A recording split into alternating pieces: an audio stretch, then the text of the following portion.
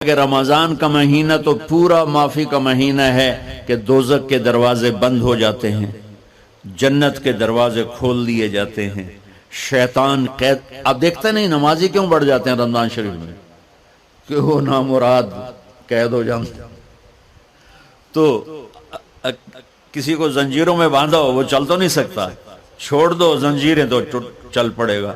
تو اللہ تعالی ہم سب کی حفاظت فرمائے. کوئی دعویٰ نہ کرے، لیکن جو تھوڑا سا غفلت میں ہوتا ہے تو ایمان کمزور ہوتا ہے، انہوں تو شیطان بن کے جامع نہیں دینے. جمعے جاواں گے، جمعے کئی جمعہ بھی نہیں پڑھتے، عید تے جاواں گے کوئی عید بھی نہیں پڑھتا. یہیں یہ ایک نگینہ سینما کے مالک نے بیان کروایا تھا اور اس نے بعد میں اس سینما کو گرا دیا. آج کل وہ کینیڈا میں ہوتا ہے.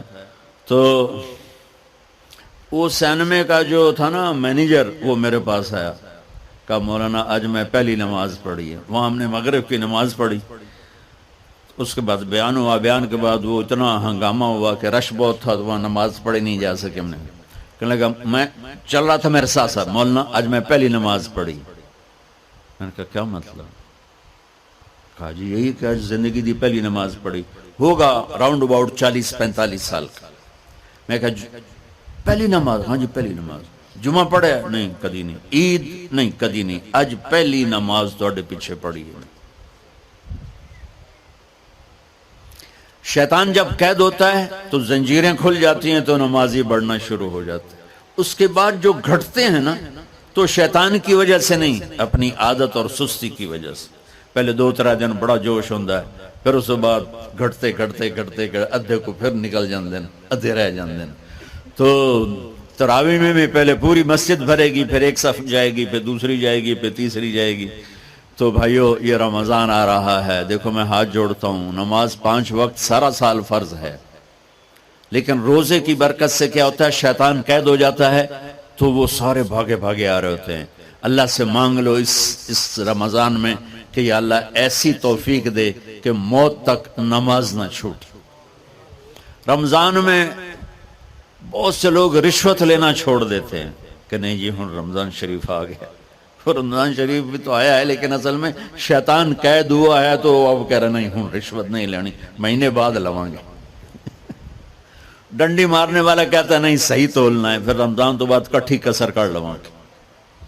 وہ کیا وجہ ہے پیچھے؟ ایک تو رمضان کی برکات ہیں، اور ایک شیطان کا قید ہونا ہے، اور ایک جنت کے دروازوں کا کھل جانا، دوزخ کے دروازوں کا بند ہونا، اللہ کے عرش کا پہلے آسمان پہ مستقل ڈیرا ڈال دینا، اور پھر اعلان کرنا ہے کوئی بخشش آنے والا ہے، کوئی معافی مانگنے والا ہے، کوئی توبہ کرنے والا ہے، کوئی جنت مانگنے والا ہے، کوئی دنیا مانگنے والا، آؤ مانگو. اور ایک فرشتہ اعلان کرتا ہے اے بھلائی کے چاہنے والے شاباش آگے بڑھ. اور دوسرا فرشتہ اعلان کرتا ہے اے برائی کے کرنے والے بس کر اور واپس آ جا، بس کر اور واپس آ جا. رمضان کا مطلب ہے جل جانا. رمضان کے لفظ کا مطلب ہے جل جانا. جلنے کا مطلب کیوں ہے اس میں؟ کہ رمضان میں اللہ سارے گناہوں سے اپنے بندوں کو پاک کر دیتا ہے اور ان کے گناہوں کو جلا دیتا ہے، جس سے وہ پاک ہو کر سونا آگ میں جل کے خالص ہو کے باہر آتا ہے. روزہ رکھنے والا بھوک کی آگ میں جل کے خالص ہو کے باہر آ جاتا ہے، اللہ اس کے سارے گناہ معاف فرماتا ہے. دھیان نال سنیں، سب سے اعلیٰ درجے کا مسلمان، میرے نبی کا جواب، جو سارا دن مصلی پہ بیٹھا رہے، جو ہر سال حج عمرہ کرے، جو مسجد سے نہ نکلے، جو رات کو قرآن پڑھے، دن میں روزے رکھے. نہیں، سنو غور سے سنو. من سلم المسلمون لسانہ ویدہ،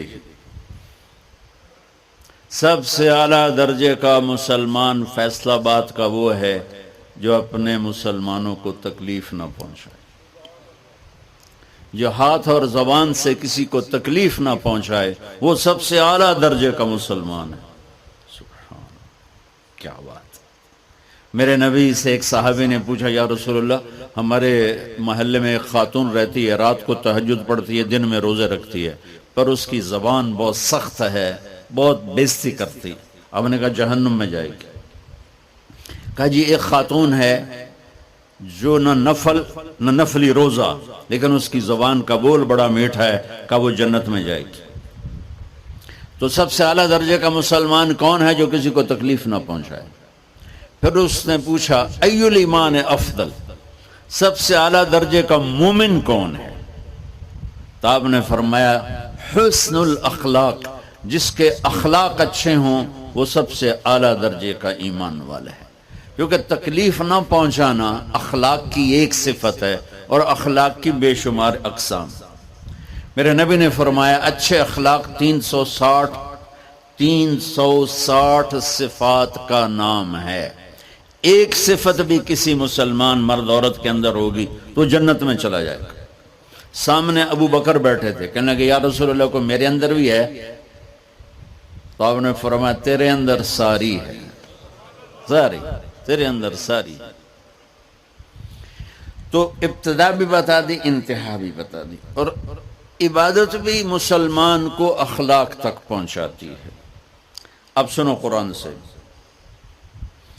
اللہ تعالیٰ انسان کسے کہتا ہے؟ ایمان والوں کو. ان الذین کفروا من اہل الکتاب والمشرکین فی نار جہنم خالدین فیہا اولئک ہم شر البریہ. سب سے بدترین مخلوق وہ ہے جو اللہ کو نہ مانے، جو اللہ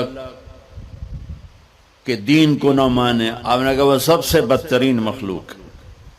تو لا الہ الا اللہ محمد رسول اللہ ہمیں انسانیت میں داخل کرتا ہے. انسان ہے ہی وہ جو لا الہ الا اللہ محمد رسول اللہ کا کلمہ پڑھتا ہو میرے رب کے نزدیک. نماز کیا ہے؟ نماز کیا ہے؟ بول بھائی. ہاں، میرا اللہ کہتا ہے ان الصلاۃ تنہا. اب آئی نہیں چل رہا.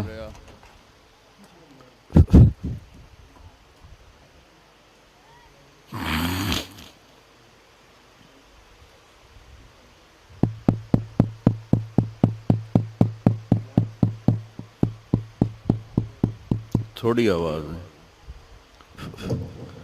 نماز کیا ہے؟ ان الصلاۃ تنہا عن الفحشاء والمنکر. تم نماز پڑھو، یہ تمہیں بد اخلاقی سے بچائے گی اور یہ تمہیں گناہوں سے بچائے گی. تو نماز بھی انسان کو اخلاق تک لے جا رہی، فحاشی سے بچائے گی، گناہوں سے بچائے گی، اخلاق کی طرف سفر. روزہ آ رہا ہے. روزہ کس لیے ہے؟ کتب علیکم الصیام کما کتب علی الذین من قبلکم لعلکم تتقون. تم پر روزہ فرض کیا ہے جیسے پہلوں پہ کیا تھا تاکہ تم تقوی والے بن جاؤ. تقوی والے کون ہیں؟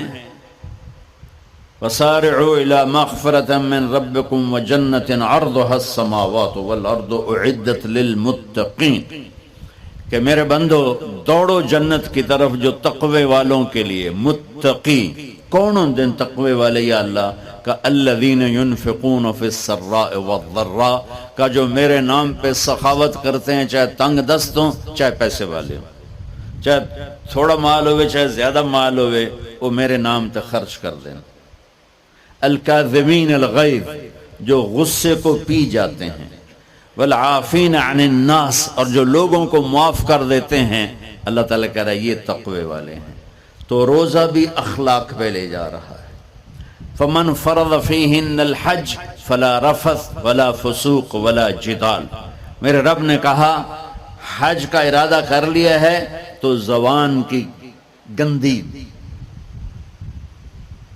زبان کا گندا لہجہ اور زبان کے گندے بول سے بچو، لڑائی سے بچو، گناہوں سے بچو. تو حج بھی میٹھے بول پہ لا رہا ہے، لڑائی سے بچنے پہ لا رہا ہے، نافرمانی سے بچنے پہ لا رہا ہے. خذ من اموالہم صدقۃ تطہرہم وتزکیہم بہا وصلی علیہم. میرا رب فرما رہا ہے میرے محبوب ان سے زکوٰۃ لیں اور ان کو پاک کریں اور ان کا تزکیہ کریں، ان کو ایک اچھا انسان بنائیں۔ زکوٰۃ ہو اخلاق بنتے ہیں، روزہ ہو اخلاق بنتے ہیں، حج ہو اخلاق بنتے ہیں، نماز ہو اخلاق بنتے ہیں، کلمہ ہو انسان بنتا ہے۔ یہ اتنا زور کیوں دیا ہے اخلاق پر کہ میرے بھائیو، اچھا معاشرہ جو وجود میں آتا ہے وہ ایک دوسرے کو معاف کرنے سے وجود میں آتا ہے۔ مسجد نماز کے لیے ہے، اور نماز ایک انفرادی عمل ہے جو کر کے میں گھر چلا جاتا ہوں، دفتر چلا جاتا ہوں، پڑھوں نہ پڑھوں، نہ پڑھنے کا گناہ مجھ پر، پڑھنے کی نیکی مجھ پر۔ لیکن اگر میرے اخلاق برے ہیں، روزہ میری چیز ہے، رکھوں اجر، نہیں رکھوں پکڑ، زکوٰۃ دے دوں اجر نہ دوں پکڑ، حج کر لوں اجر نہ کروں پکڑ، صرف میری ذات سے کے گرد ہے نماز بھی، روزہ بھی، حج بھی، زکوٰۃ بھی۔ لیکن برے اخلاق جتنا معاشرے میں میرا اثر ہے وہاں سب تباہی پھیلا دیں گے، اور اچھے اخلاق جتنا معاشرے میں میرا اثر ہے وہاں خوبصورتی کو پھیلا دیں گے۔ عبادت چھپ جاتی ہے۔ میں نے فجر پڑھی ہے کہ نہیں پڑھی آپ کو پتہ ہے؟ بولو، آپ نے پڑھی ہے یا نہیں پڑھی مجھے کوئی پتہ ہے نہیں ہے۔ لیکن یہاں بیٹھ کے اللہ نہ کرے میں فرقہ واریت کی بات کروں، آپ سب کو پتہ چلے گا کہ نہیں چلے گا کہ مولوی اگلا رہا ہے، اور یہاں بیٹھ کے میں محبت کی بات کروں تو آپ کو پتہ چلے گا کہ نہیں چلے گا کہ یہ محمد مصطفیٰ صلی اللہ علیہ وسلم والے اخلاق بتا رہا ہے۔ تو اخلاق چھپتے نہیں، برے ہوں یا اچھے ہوں، ظاہر ہوتے ہیں۔ اور سب سے زیادہ اس آدمی کا خاندان، جس آدمی کو بدتمیزی کی عادت ہے، وہ بیوی کے دل کو برباد کر دے گا، ماں باپ کے دل کو برباد کر دے گا، اولاد کو برباد کر دے گا، دوستوں کو، نوکروں کو برباد کر دے گا۔ اس کے نوکر سامنے کہیں گے میاں صاحب، شیخ صاحب، سیڑ صاحب، خان صاحب، اتھے جا کے گالی کڈھن گے۔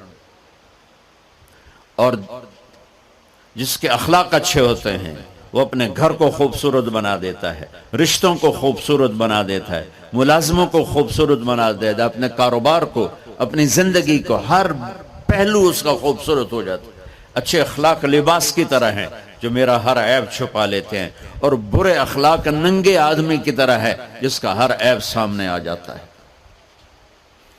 اور اللہ کی رحمت اتنی طاقتور ہے کہ میرا رب فرماتا ہے، یہ تو میں نے 5 غلطیاں بتائی ہیں، لیکن میرا رب فرماتا ہے میرا بندہ میں تجھے عمر بھی دیتا ہوں، طاقت بھی دیتا ہوں، تو اتنے گناہ کر کے زمین فیصل آباد کی سے اٹھا کر آسمان کی چھت کو لگا دے، ساری دنیا گناہگار ہو جائے نا تو آسمان کیا چاند تک بھی گناہ نہیں جا سکتے۔